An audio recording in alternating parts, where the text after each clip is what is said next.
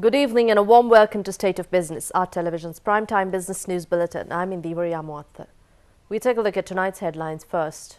Supreme Court issues interim order preventing implementation of recent revisions to VAT and NBT.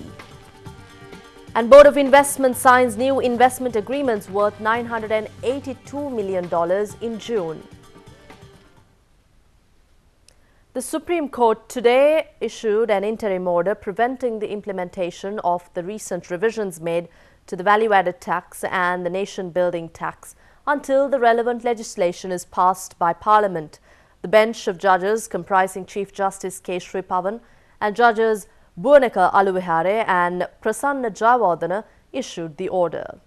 Meanwhile, Prime Minister Ranil Wickremesinghe said the interim order is not expected to have any adverse impact on the government's revenue collection. In a special statement, the Prime Minister said the revised rates will be applicable with effect from May 2, 2016.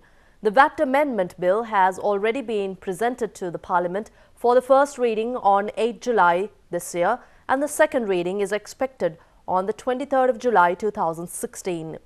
In this backdrop, the Prime Minister said the unity government, which has a clear majority in Parliament, expects the legislative process to be completed before the end of the month of July.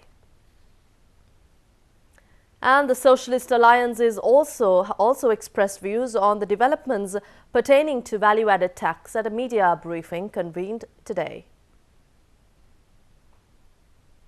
අපි දන්නවා මේ IMF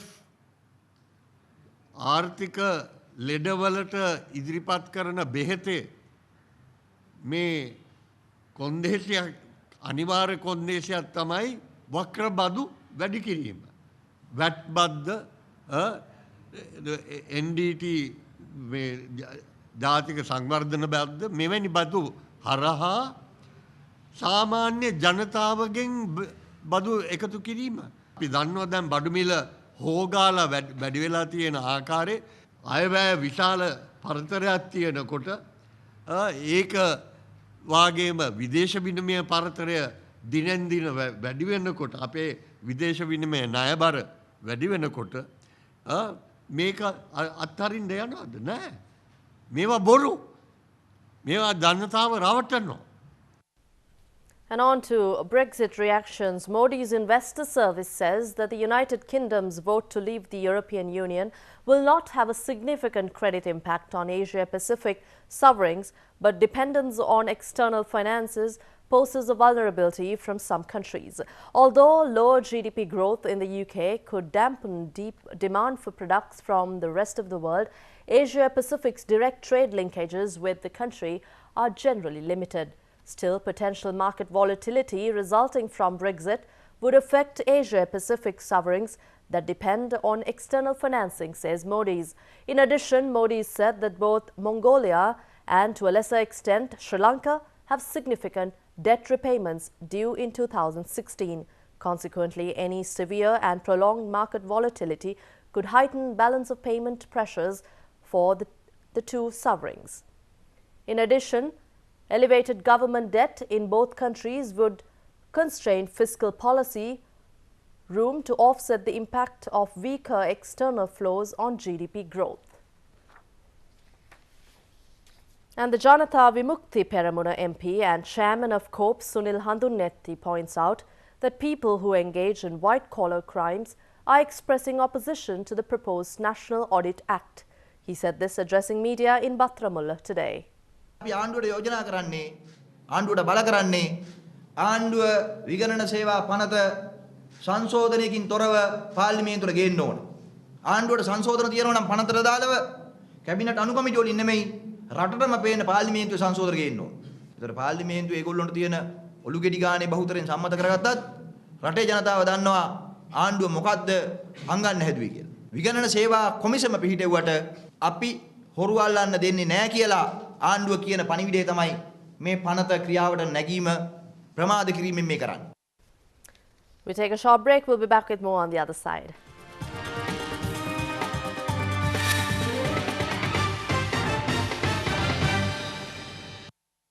Welcome back.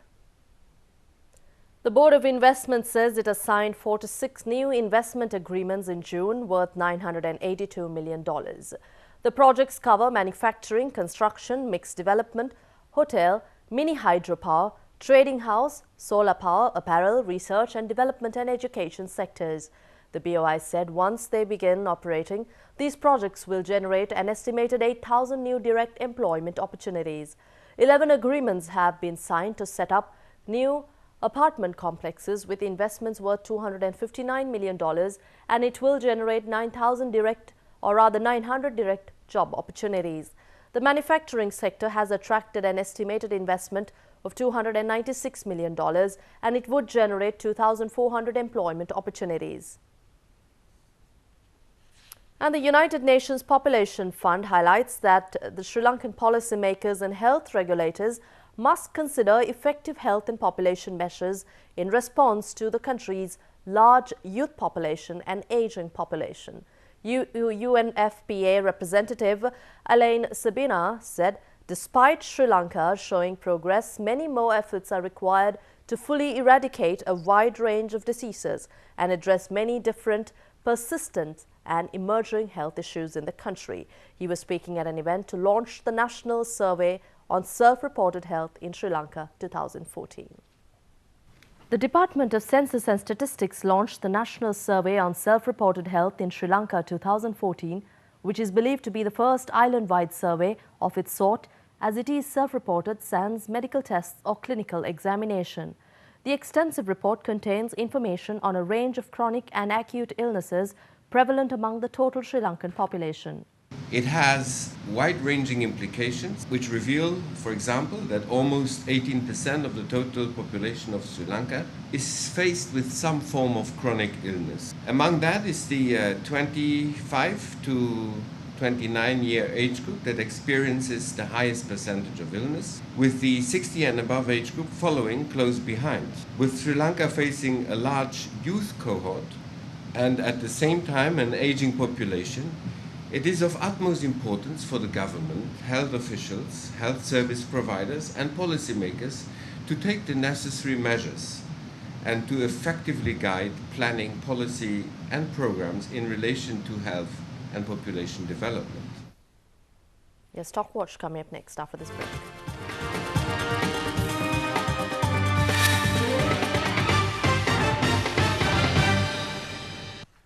Come back. Market opened the week on a positive note, continuing its three-day streak as overall investor activity continued on the bourse. The all-share price index gained 5.93 to close at 6,372.24, while the S&P SL 20 index gained 11.04 to close at 3,374.31. Turnover for the day amounted to around 900 million rupees with 44.8 million shares trading hands.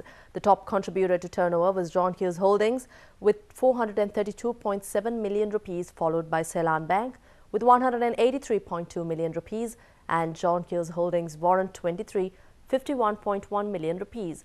Foreign investors were net buyers for the day, which saw them buying into John Keells Holdings. Foreign inflows amounted to 427.2 million rupees, while foreign outflows totaled 82.7 million rupees. Here's a look at the day's foreign currency rates.